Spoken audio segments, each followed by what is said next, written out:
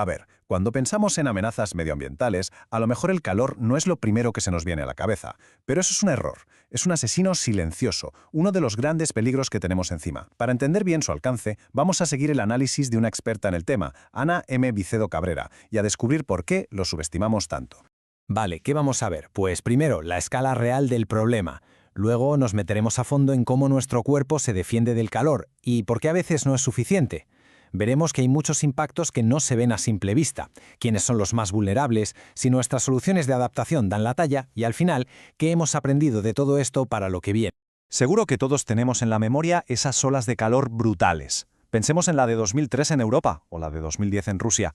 Murieron miles de personas, nos dejaron claro que el calor extremo mata. Pero ojo, la verdadera dimensión del problema, la que asusta, aparece cuando ponemos las cifras del calor del día a día al lado de otras causas de muerte que nos suenan mucho más. Y aquí es donde la cosa se pone seria. Fijaos en este gráfico. Las muertes que se atribuyen al calor están casi a la par con las de la malaria. Esto va mucho más allá de pasar un mal verano o de tener que poner el aire acondicionado. Estamos hablando, sin duda, de una crisis de salud pública mundial en toda regla. Claro, es imposible separar el calor del cambio climático. Y el dato que vemos ahora es sencillamente demoledor. Un 37%, más de un tercio de las muertes por calor, ya son culpa nuestra, del calentamiento que hemos causado. Y paremos un segundo a pensar, si esto pasa con solo 1 grado más de temperatura media, ¿qué va a pasar si subimos a 2, 3 o 4 grados? El escenario es muy preocupante.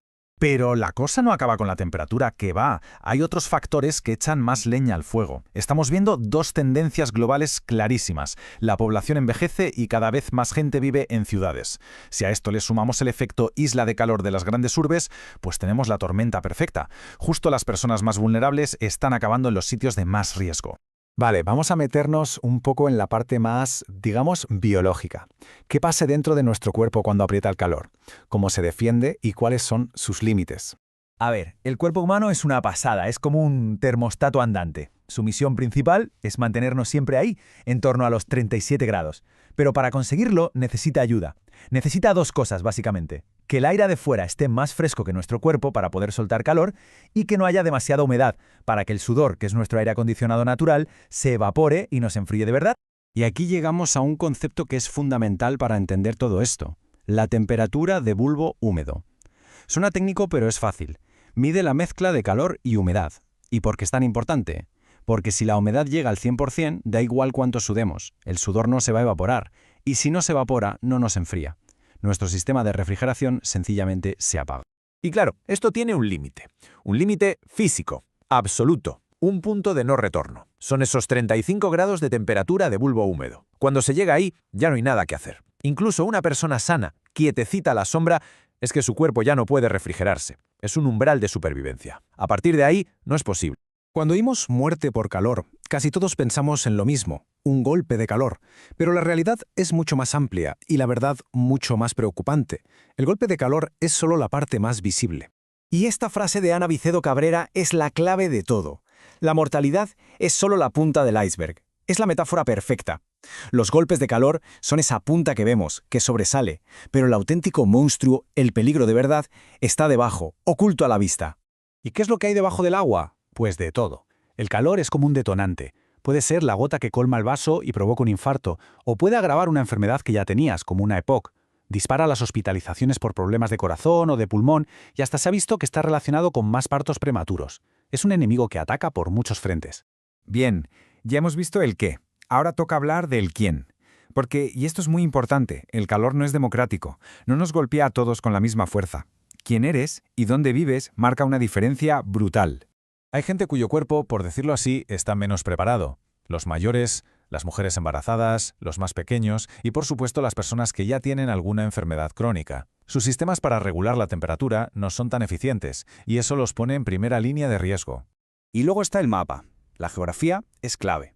Sin irnos muy lejos, en Europa misma, las diferencias son abismales. El riesgo en toda la región mediterránea es muchísimo más alto que en el norte del continente, por ejemplo. La intensidad del calor allí marca la diferencia.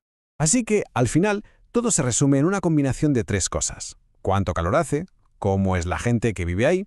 ¿Y qué herramientas tienen para defenderse? Por eso, el epicentro del problema suelen ser las grandes ciudades, sobre todo aquellas donde hay mucha desigualdad social.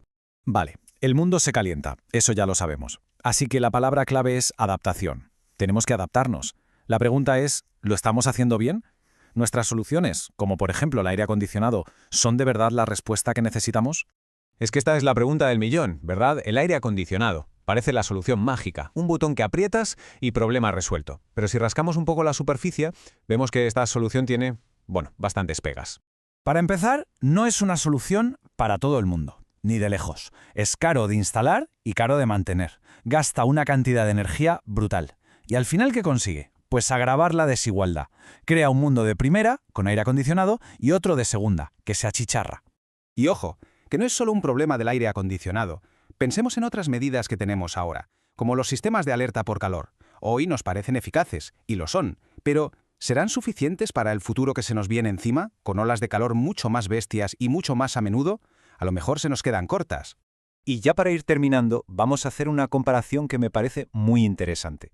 La crisis de la COVID-19. La hemos vivido todos y nos ha enseñado unas cuantas cosas a la fuerza, pues muchas de esas lecciones se pueden y se deben aplicar a la crisis del clima.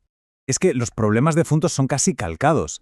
La desinformación, los bulos, la gente que de repente desconfía de la ciencia, y esa brecha enorme que a veces se abre entre lo que dicen los científicos, lo que deciden los políticos y lo que acaba entendiendo la gente. ¿A qué suena familiar? Ya hemos visto cómo funciona esto. Pero si hay una lección que tenemos que grabarnos a fuego, es esta. La pandemia demostró que para frenar una crisis de salud global, lo único que funciona es prevenir, prepararse y reaccionar rápido y todos a una. La gran diferencia es que con el calor no hay excusa. A diferencia de un virus nuevo, a esta crisis la estamos viendo venir de lejos. No podemos permitir que nos pille por sorpresa. Y cerramos ya con una última reflexión. La situación es grave, sí, pero quedarse de brazos cruzados no es una opción. Como nos recuerda Ana Vicedo Cabrera, y me quedo con sus palabras, todavía estamos a tiempo de construir un mundo más resiliente, sostenible y justo para la próxima generación.